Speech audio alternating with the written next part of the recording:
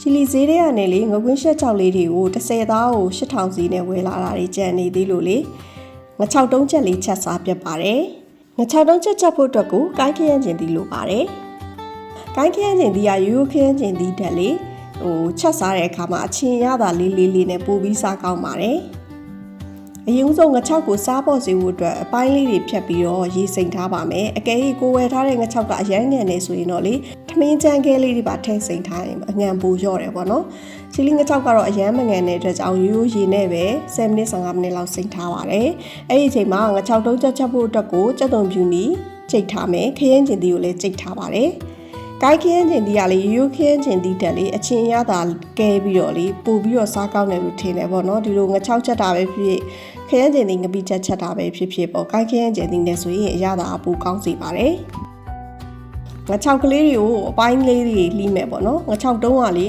တော်တော်မာတော့လေအသားမာတော့လှီးရတာနည်းနည်းတော့ခက်တယ်င6ကအငံတက်ရှိရဲ့အတွက်ကြောင့်ငါးသားမုံနဲ့စနွေးနည်းနည်းနဲ့ပဲနေထားပါမယ်စားမထက်ထည့်အောင်နော်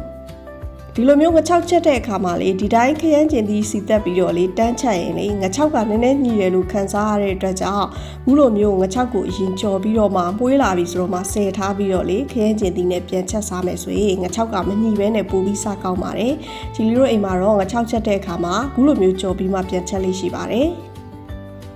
င6ကလေးတွေဆယ်ထားပေါ့နော်မွေးလာပြီဆိုရင်တော့လေအကြာကြီးတော့ကြော်စရာမလိုပါဘူးပြီးရင်ကြက်သွန်ပြူနီစီတက်မယ်ကြက်သွန်ပြူနီလိပ်ပြီဆိုတာနဲ့ခရမ်းကျင်သီးအနှစ်ကိုကြိတ်ထားတာကိုထည့်ပြီးတော့စီတက်ပါတယ်ခရမ်းကျင်သီးအနှစ်ထဲကအရည်လေးတွေခမ်းပြီးတော့လေခရမ်းကျင်သီးလိပ်လာသည့်ထီကိုစိတ်ရှိရှိနဲ့စီတက်ပေးရပါတယ်ဒီနေရာမှာအယောင်လောက်အောင်လို့လေအယောင်တင်မုံတစွန်းလေးထည့်ထားပါတယ်ကိုင်းခရမ်းကျင်သီးကအယောင်နည်းနည်းဖြော့နေလို့ပါအနှစ်ကိုပိုအရသာရှိစေဖို့အတွက်ငံပြာကြီးနည်းနည်းလေးပဲထည့်ထားပါတယ်အရန်အများကြီးမထည့်ဘူးเนาะင6ကလေးတဲ့အတွက်ကြောင့်ပါပြီးရင်ကြော်ထားတဲ့င6ကလေးကိုထည့်ပြီးတော့ရေထည့်ပြီးတော့အဖုံးအုပ်ပြီးတော့မီးအလယ်လက်လောက်နဲ့တည်ထားပါမယ်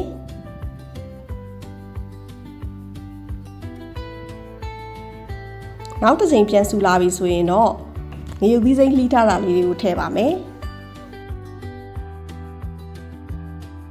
ရေခမ်းပြီးစီးပြန်လာပြီဆိုရင်တော့င6တုံးချက်လေးရပါပြီဒီင6တုံးချက်ကိုဆိုရင်အသီးရွက်ပြုတ်တို့စရာအစုံတို့နဲ့တွဲစားရင်လိုက်ဖက်ပါတယ်